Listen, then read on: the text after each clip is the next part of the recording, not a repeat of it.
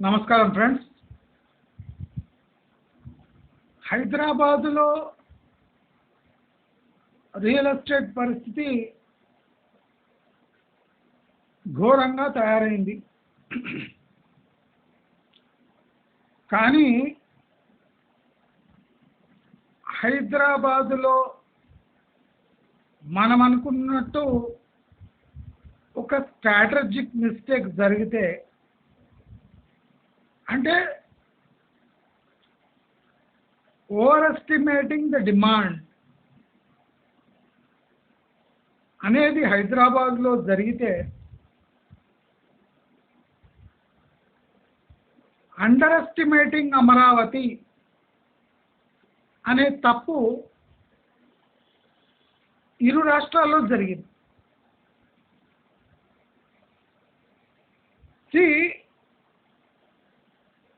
ఒక ఫైనాన్షియల్ ఇన్స్ట్రుమెంట్లో, అంటే ఇప్పుడు రియల్ ఎస్టేట్ ఒక ఫైనాన్షియల్ ఇన్స్ట్రుమెంట్ అయిపోయింది. ఒక ఫైనాన్షియల్ ఇన్స్ట్రుమెంట్లో that is linked with local economy and global economy. అంటే రియల్ ఎస్టేట్ ని అంచనా వేయడం ప్రతి డబ్బున్న వెధవ చేసే పని కాదు అని దీంతో స్పష్టమైంది.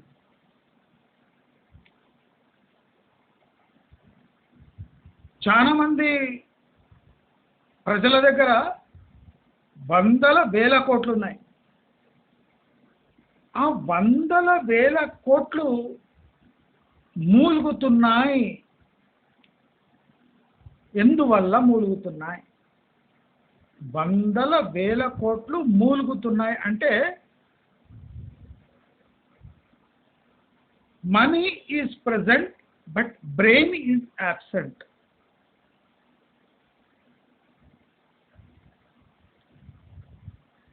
Money is present,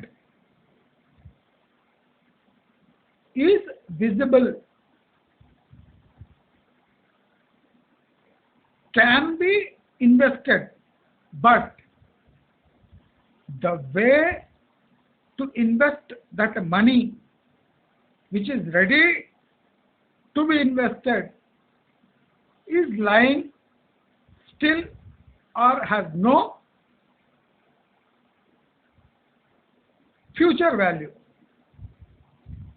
అంటే దానికి బ్యాంకు ఇంట్రెస్ట్ తప్ప దేనికి పనికి రాకుండా వేల కోట్లు వెయిటింగ్లో ఉన్నాయి. నేను నా వీడియోస్ చూడండి మీరు. నేను 1 year నుంచి కంటిన్యూస్గా ప్రో అమరావతి, నేను ఇప్పటి నుంచి కాదు, జగన్మోహన్ రెడ్డి వచ్చినప్పటి నుంచి ప్రో అమరావతి.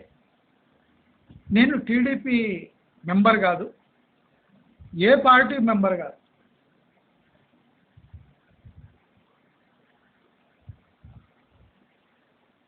వన్ ఇయర్ నుంచి అయితే నేను ఖచ్చితంగా చెప్తున్నా, go and invest in Andhra Pradesh, go and invest around Amravati, don't invest near Vizag అని నేను ఏది చెప్పినా,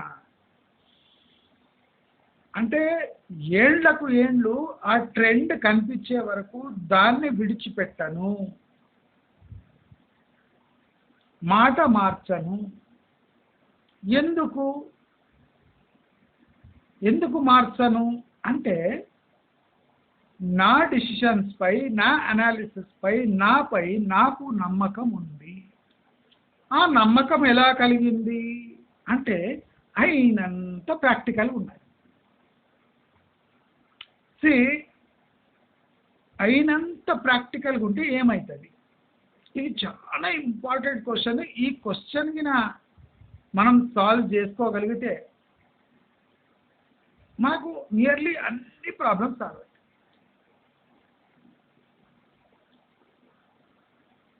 నేను 9వ క్లాస్ నుంచి స్టాక్ మార్కెట్లో ట్రేడ్ చేస్తాను. ఎప్పటి నుంచి?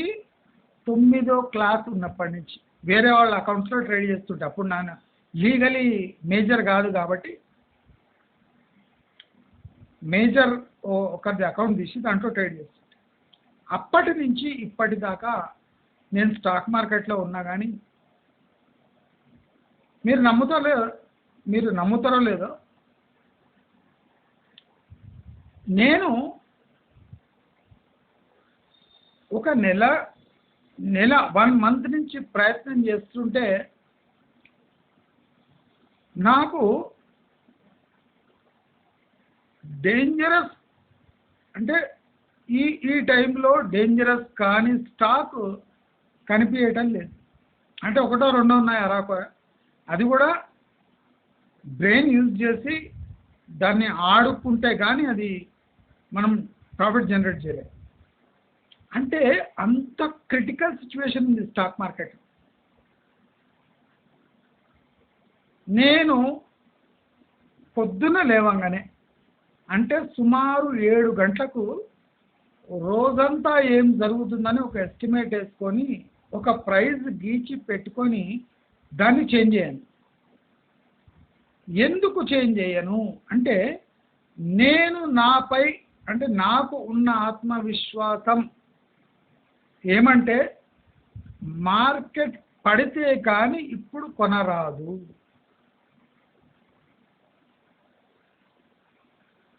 ఇది ఒక లైన్ గీసేసిన అంటే పడి లేచేవి 4-5%, 8% లేచేవి నా పోర్ట్ఫోలియో లేస్తుంటాయి, పడుతుంటాయి, నేను టచ్ చేయాలి. అంటే ఏదైనా ఒక ప్రిన్సిపల్ని నమ్ముకున్నాము అంటే అది లాంగ్ టర్మ్లో మనకు నష్టం చేకూర్చకుండా లాభం కొంత వచ్చినా పర్వాలేదు కానీ నష్టం చేకూర్చకూడదు. మనమేం కరోడ్పతులు కాదు. 50 లక్షలు పోతే ఇంకో 50 లక్షలు ఉన్నాయండి, 1 కోటి రూపాయలు పోతే ఇంకో 1 కోటి రూపాయలు ఉన్నాయి. చిన్నప్పటి నుంచి పొదుపుగా బతికి ప్రతి రూపాయికి విలువ తెలిసిన మనిషి కనుక నేను అడ్డగోలు రిస్కులు అడ్డగోలు అడ్వైజ్లు ఇవ్వను. రిస్క్ నాకన్నా చాలా తక్కువ మందికి తెలుసు. ఎందుకంటే ప్రతి ఒక్క పైసా సంపాదించడంలో నేను ముప్పు తిప్పలు పడ్డా కనుక ప్రిన్సిపల్ని ఎలా కాపాడుకోవాలో నాకు బాగా తెలుసు. నేను ఇది ఎందుకు చెప్తున్నా అంటే రియల్ ఎస్టేట్ స్టాక్ ఎక్స్చేంజ్ కన్నా అతి ప్రమాదకరం.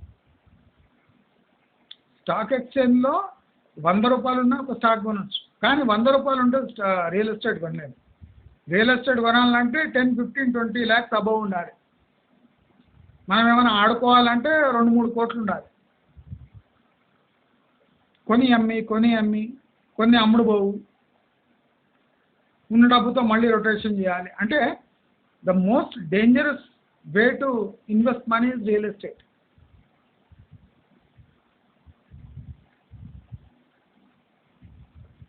ఇప్పుడు నేను అమరావతిలో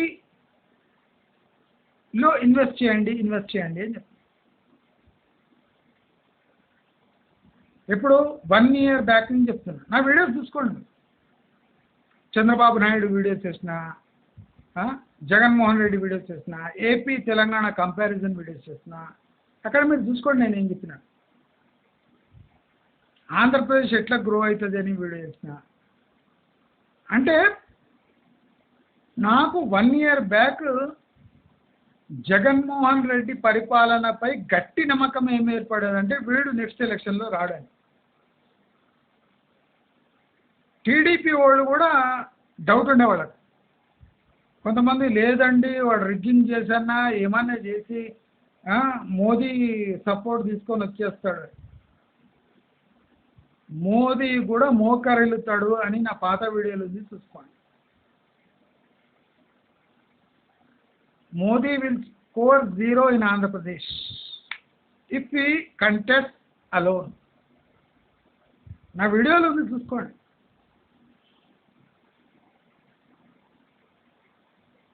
అంటే మనము పొలిటికల్ ఈక్వేషన్స్ని పొలిటికల్ సిచ్యువేషన్ని రీడ్ చేయలేము అంటే మనకు రియల్ ఎస్టేట్లో ఉండే హక్కు లేదు. పెద్ద పెద్ద శాల్తీలు అమరావతి రాజధానిగా మళ్ళీ ఉంటుంది, చంద్రబాబు నాయుడు మళ్ళీ వస్తాడు అని ఆశలు వదులుకున్న హార్డ్ కోర్ తెలంగాణ అంటే టీడీపీ వాళ్ళని కూడా చూస్తున్నాను. ఇక్కడ చంద్రబాబు నాయుడుపై భరోసా కాదు, సోషియో ఎకనామిక్ ఇంజనీరింగ్లో చేంజెస్ వస్తాయని మనం అబ్జర్వ్ చేయాలి. నేను కావాలనే ఆంధ్ర వాళ్ళని రెచ్చగొట్టే వీడియోలు చేశాను, తెలంగాణ వాళ్ళతో కంపేర్ చేశాను. అంటే ఏదైనా ఒక సోషియో ఎకనామిక్ రిఫార్మ్ రావాలి, చేంజెస్ రావాలి, భౌగోళికంగా మార్పులు జరగవండి. సోషియో ఎకనామిక్ రిఫార్మ్స్ వచ్చినప్పుడే ఒక రీజియన్లో డెవలప్మెంట్ వస్తుంది. ఇప్పుడు హైదరాబాద్ని అడ్డం పెట్టుకొని ఎన్ని రోజులు తెలంగాణ బతకగలదు? ఈ ప్రశ్నకు ఎవరు జవాబు ఎదుగుతలేరు. హైదరాబాద్ ఉంది కదా, ఎంతవరకు పోషిస్తుంది?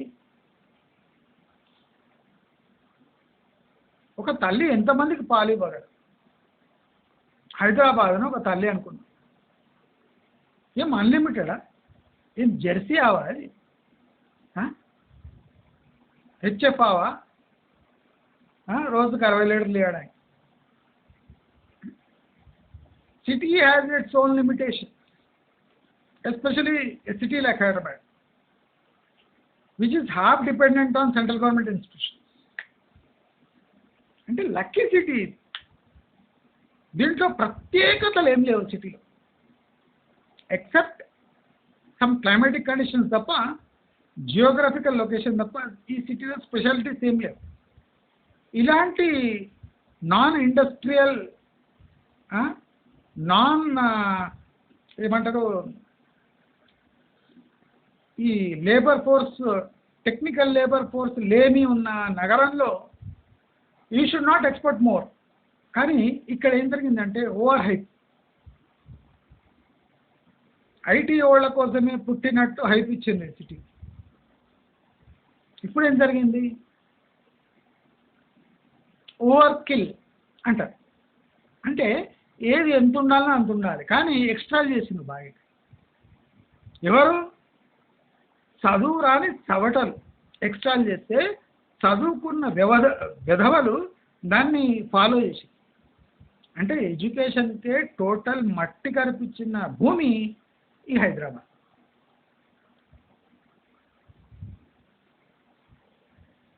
పాపులేషన్ పెరుగుతుంది, భూమి లిమిటెడ్ ఉంది, ఐటీ వాళ్ళు ఎక్కడ ఉంటారు? ఎన్ఆర్ఐలంతా అక్కడ సంపాదించిన డబ్బంతా ఇక్కడనే పెడుతున్నారు. అంటే ఇటువంటి బేస్లెస్ అలిగేషన్ ఆన్ ఎస్సిటీస్ గ్రోత్. అలిగేషన్ బేస్లెస్ ఎస్టిమేట్ కూడా కాదు. ఇప్పుడు అలిగేషన్ ఎందుకు అంటారు? దేన్ని అంటారు? ఒకరి మీద అభాండం మోపటం. ప్రాక్టికలీ హైదరాబాద్ మీద ఇది పెద్ద గ్రోత్ కారిడార్ లాగా అభాండాలు మోపారు. మళ్ళీ రియాలిటీ ఏం లేదు.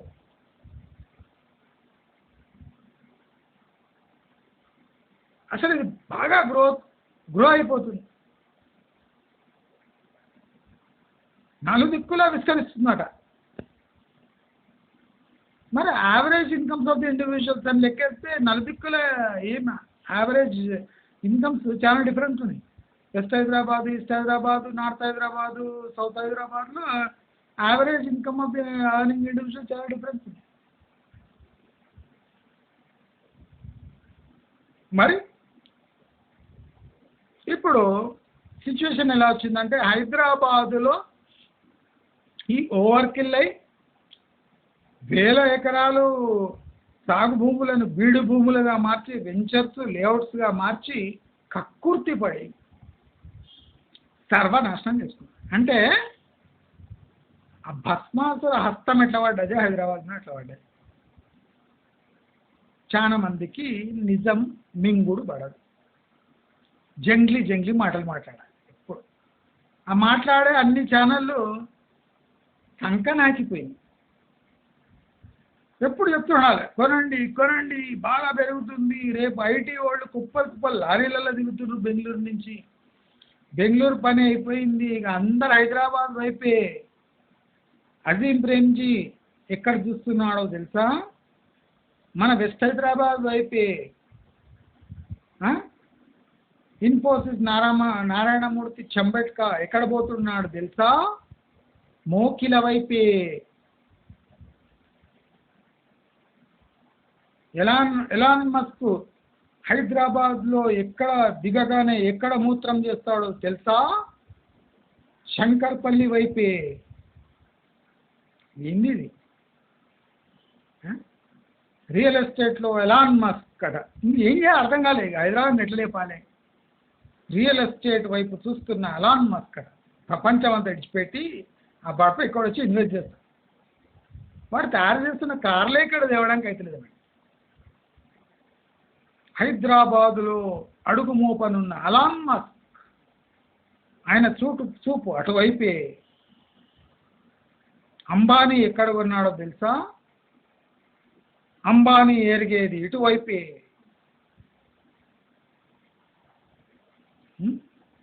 ఏంది? గోద్రేజ్ ప్రాపర్టీస్ 1000 ఎకరాలు ఎందుకు కొన్నది తెలుసా? ఎటువైపు కొన్నది తెలుసా?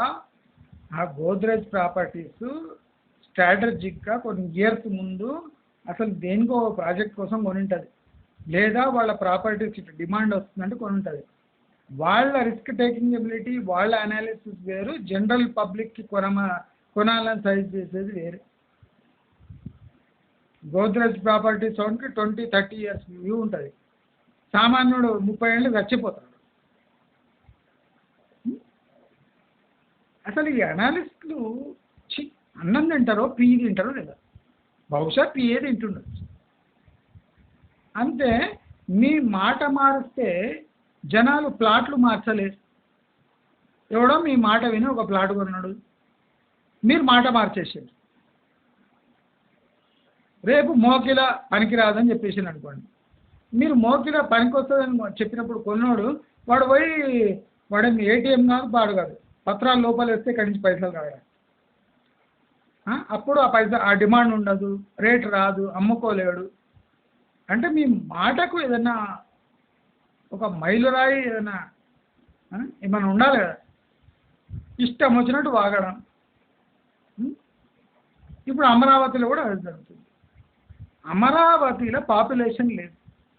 ఇప్పుడు అమరావతిలో ఒక పెక్యులర్ సిచ్యువేషన్.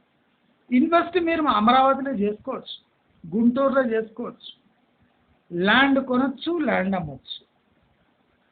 ఇప్పుడు బ్యూటీ ఏముందంటే అమరావతి చుట్టుముట్టు ప్లాట్లు కొనొచ్చు, ప్లాట్లు అమ్మొచ్చు, ల్యాండ్ కొనొచ్చు, ల్యాండ్ అమ్మొచ్చు. ల్యాండ్ మీద బిల్డింగ్లు కట్టి అమ్మలేము. ఇప్పుడు ఇంకా డిమాండ్ లేదు. మరి ఆ ల్యాండ్లు తీసుకొని ఏం చేయాలి? పాపులేషన్ పెరిగే వరకు అమరావతి ఫుల్ ఫ్లెడ్జ్డ్ సిటీ అయ్యే వరకు వెయిట్ చేయాలి. అంత ఓపిక ఉందా? లేదు. పోనీ ఇప్పుడు స్కై హై ప్రైజెస్ ఉన్నాయి అమరావతిలో. నేను 1 year బ్యాకే చెప్పిన, 6 months బ్యాక్ చెప్పిన, ప్లీజ్ అమరావతి చుట్టుముట్టు కొనేయండి, పిడుగురాళ్ళ అన్ని ఏరియాలు కూడా చెప్పిన. వైజాగ్ దగ్గర కొనేయకండి, పడుతుంది వైజాగ్ అని క్లియర్గా చెప్పిన. ఎవడు కొనలే. ఇప్పుడు పోయి అమరావతి చుట్టుముట్టు రేట్లు ఎంతున్నాయో తెలుసా అని ఒక క్వశ్చన్ మార్క్ థంబ్నెయిల్. అది ముందే ఏడవచ్చు కదరా. ఇప్పుడు నా ఛానల్ అయితే నేను బేకారాడిని ఒకనే కూర్చొని డబ్బా ఫోన్లో చెప్తా. మీరు డిజిటల్ స్క్రీన్లు ఒక్కొక్కడు ప్రతి ఒక్కడు వస్తాడు, నేను రియల్ ఎస్టేట్ ఎక్స్పర్ట్ అని వాడు చెప్పుకుంటాడు. అదేంటరా రియల్ ఎస్టేట్ ఎక్స్పర్ట్ అని నువ్వే చెప్పుకోవాలి, నా 10 మంది అనుకోవాలి. అబ్బాయి ఏం నాలెడ్జ్ వెనికి వీడు రియల్ ఎస్టేట్ ఎక్స్పర్ట్ అని. అంతేగాని ఐఆమ్ గాడిది కొడుకు, ఐఆమ్ రియల్ ఎస్టేట్ ఎక్స్పర్ట్. నీ పేరే గాడిది కొడుకు, మళ్ళీ నీవు రియల్ ఎస్టేట్ ఎక్స్పర్ట్ ఎట్లా? నీకు నీవే రియల్ ఎస్టేట్ ఎక్స్పర్ట్ అని చెప్పుకుంటా. అంటే నవ్వు కూడా రాదు వాళ్ళకు బడపల. అంటే స్క్రీన్ మీద ఏం చెప్పాలని తెలియదు. ఐఎమ్ ఫలానా ఐఎమ్ రియల్ ఎస్టేట్ ఎక్స్పర్ట్. మళ్ళీ రియల్ ఎస్టేట్ ఎక్స్పర్ట్ అయితే నీ ఛానళ్ళకు వీడియోలకు కుక్కలు కూడా తొంగి చూస్తలేదు. ఎందుకని? రియల్ ఎస్టేట్ ఎక్స్పర్ట్ కాదు. నేను ఎప్పుడు చెప్తాను, నాకు రియల్ ఎస్టేట్లో 5% తెలుస్తాయి. ఇప్పుడు నా ఛానల్ చూడండి, 11,800 సబ్స్క్రైబర్లు 1 ఇయర్లో. 158 ఉండే నాకు సబ్స్క్రైబర్స్. 158 సబ్స్క్రైబర్స్ నుంచి 11,800 పెరుగుతూనే ఉన్నారు. నా ఛానల్ వచ్చినాక ఒక 8-10 రియల్ ఎస్టేట్ ఛానల్ సర్వనాశనం అయిపోయింది. నాకు 5% తెలుసు రియల్ ఎస్టేట్. నేను రియల్ ఎస్టేట్ ఎక్స్పర్ట్ కాదు, నేను దేని ఎక్స్పర్టు కాదు. నేను ఒక సింపుల్ అనాలిసిస్ చేసి బ్లాక్ అండ్ వైట్ పుస్తకం మీ ముందర పెడతా. డిసిషన్ తీసుకున్నది మీరే. డబ్బు మీది కనుక నేను ఆషామాషిగా ముష్టి సజెషన్స్ ఇవ్వండి. సార్ వెంచర్లో కొనవచ్చా చెప్పరు, ఎక్కడ దొరుకుతాయి చెప్పరు. మీరు ఇప్పిస్తే నేను కమిషన్ ఇస్తా చెల్లించాను. నేను నా దగ్గర ఉన్న ఇన్ఫర్మేషన్ మీకు అందిస్తాను. నాకు ఎవ్వడు కమిషన్ ఇవ్వడు. మీరు విడ్డూరం చూడండి, నేను ఇంత ఇన్ఫ్లుయెన్స్ చేస్తున్నా కదా, ఒక్క బిల్డర్ అంటే పేరు మోసిన బిల్డర్ ఒక్కడు నన్ను కాంటాక్ట్ చేయలేదు. ఒకరిద్దరు మీ ఛానల్ మూసుకోవడానికి నీకేం కావాలి అని ఫస్ట్లో అడిగిండే, అయినా అడగలేదు వాడు. వాళ్ళకి అర్థమైపోయింది. అంటే మనము ఒక పంత ఎంచుకున్నామంటే దాంట్లో డబ్బులు రాకపోతుండొచ్చు.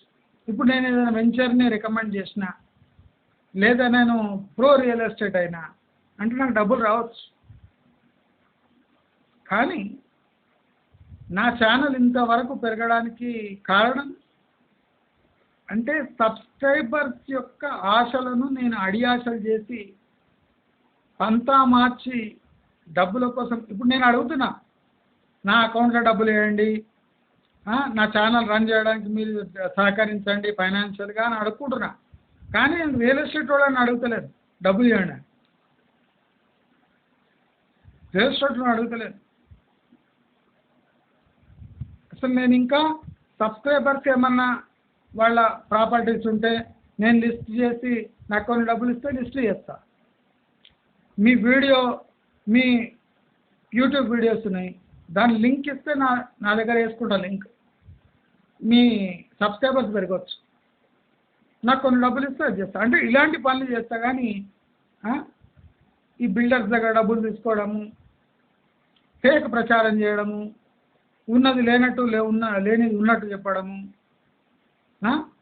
అమరావతిని నేను భ్రమరావతి అనలేదు, భ్రమరాబాద్ని నేను హైదరాబాద్ అనలేదు. రెండే. హైదరాబాద్లో ఏం జరుగుతుందో చెప్తా. అమరావతిలో సిచ్యువేషన్ ఏముంది? భూములు కొనొచ్చు అమ్మొచ్చు, అగ్రికల్చర్ ల్యాండ్స్ కొనొచ్చు అమ్మొచ్చు, భూములపై బిల్డింగ్లు కట్టి అమ్మలేదు. ఇప్పుడు ఇంకా డిమాండ్ ఏర్పడలేదు. ఏం చేయాలి? హైదరాబాద్లో అమ్ముకుందామంటే బిల్డింగ్లు అమ్ముడు పోతలేవు, వెంచర్స్ అమ్ముడు పోతలేవు. అక్కడ పోతే భూమి కొనాలి, భూమి అమ్మాలి. భూమిలో బిల్డింగ్ కట్టలేము, ఆ బిల్డింగ్ యొక్క వాల్యూ రాదు, ఎందుకంటే పాపులేషన్ లేదు. ఇప్పుడు 2 చోట్ల దెబ్బలే కదా. నేను ఎప్పుడు చెప్పిన అమరావతి చుట్టుముట్టు ఇన్వెస్ట్ చేయండి, మంచి రేట్లు వస్తాయి. నా వీడియోస్ తీసుకోండి, ప్రూఫ్.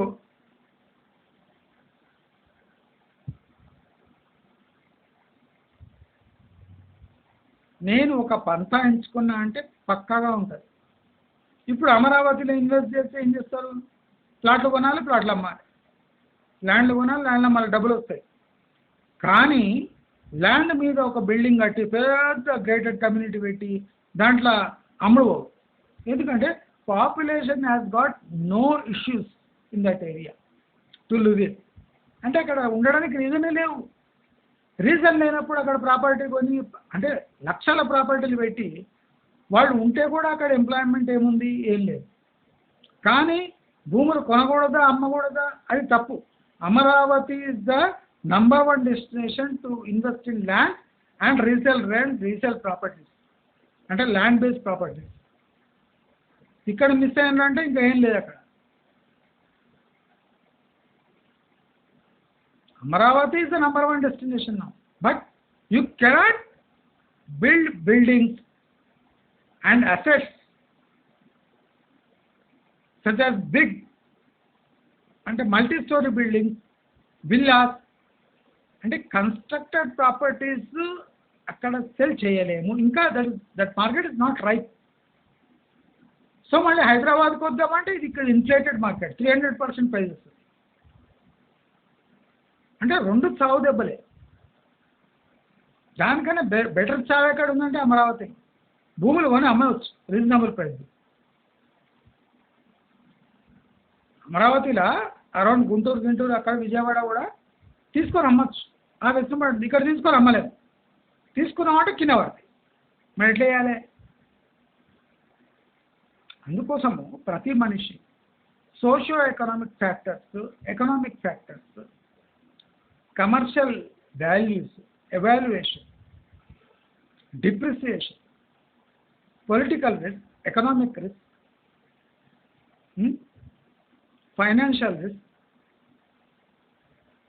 టైం అనే ఒక risk factor, investment principal, interest rates, అంటే ఇవన్నీ ఒక రియల్ ఎస్టేట్లో ఇన్వెస్ట్ చేయడానికి యూజ్ కావాల్సిన టూల్స్. కానీ మనం ఏం చేస్తాం? Single tool. పాపులేషన్ పెరుగుతుంది, ల్యాండ్ తక్కువ ఉంది. గాడిదలు ఎక్కువ ఉన్నారు, గడ్డి తక్కువ ఉంది. అంతే. గాడిదలు ఎక్కువ ఉన్నారు, గడ్డి తక్కువ. కనుక ఒక గడ్డి మోపు ₹1 కొనండి.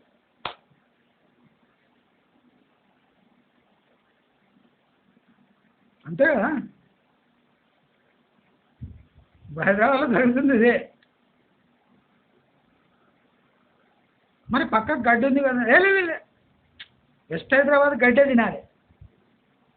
గాడిదలందరూ వెస్ట్ హైదరాబాద్ గడ్డి తింటే కానీ వాళ్ళకు మోక్షం లభించదు. గడ్డి మోపు ₹1 ఉంటే తీసుకోలేకపోలేదు. ఇప్పుడు ఏమైంది? గాడిదలు మేము ఆకలిగా వస్తాం కానీ వెస్ట్ హైదరాబాద్లో గడ్డి తినము అండి. సరే, ఇప్పుడు ఏం చేయాలి? అంటే ఒక రియల్ ఎస్టేట్ పరిస్థితి, ఒక కస్టమర్స్ లేదా ఇన్వెస్ట్ చేసే వాళ్ళ పరిస్థితి ఆ గడ్డి మోపు గాడిదలతో కంపేర్ చేసే సిచ్యువేషన్కి, దౌర్భాగ్యానికి దిగువ రావాల్సి వచ్చింది. That is the state of Telangana and Andhra Pradesh. So while investing on both ends, you should be careful. You should never attempt to buy lands around Amaravati and build constructed assets, construct an asset and try to sell it. Don't make a mistake of buying lands at inflated prices around Hyderabad and try to sell it. Both are lethal mistakes. Try to avoid these mistakes and stay safe for some time. Amaravati కూడా hype తగ్గడానికి ఒక 1.5 year పడుతుంది. అక్కడ practical rates start అవుతాయి emerge కావాలంటే. అప్పుడు మీరు demand supply gap చూసి అమరావతిలో ఇన్వెస్ట్ చేసి యూ కెన్ గో హెడ్. ఎందుకంటే నేను సంవత్సరం కింద చెప్పినప్పుడు నా మీద నవ్వేది జనాలు. పొలిటికల్ రిస్క్ నేను క్యాల్కులేట్ చేసి మంచిగా చెప్పిన.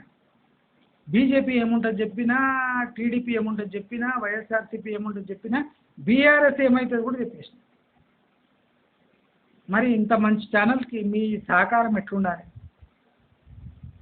ఉండాలా కదా? నా బ్రెయిన్కి కూడా కొద్దిగా వాల్యూ ఉండాలి, నా ఫార్వర్డ్ థింకింగ్కి వాల్యూ ఉండాలి.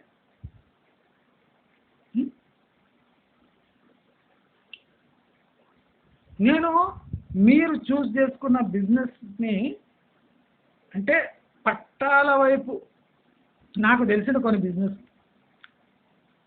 Agro based, textiles, clothing, fashion, ఇలాంటి food and agro, readymade foods, ఇటువంటి బిజినెస్లను నేను చేతులు పట్టుకొని వాళ్ళని పట్టాలపై ఎక్కించే వరకు నేను గైడ్ చేయగలను.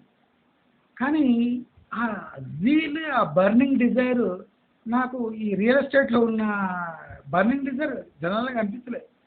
మీరు ₹1,00,00,000 ఒక ఫ్లాట్లో పెట్టే బదులు 50 లక్షలు బిజినెస్లో పెడితే కోట్లకు కోట్లు సంపాదించవచ్చు. కానీ అది లేదు. 2 కోట్ల ఫ్లాట్ కొనాలి, 30,000 కిరాయికి. అది లాస్ కాదా? ఆ లాస్ మేకింగ్ ఇన్వెస్ట్మెంటే చేయాలి. విచిత్రం అనిపిస్తుంది. So kindly be careful, analyse, think twice before investing in either in Hyderabad or in Amaravati అని చెప్తూ, మీకు ఈ వీడియో నచ్చినట్టయితే లైక్, షేర్, సబ్స్క్రైబ్ చేసుకోండి. అంతవరకు నమస్కారం.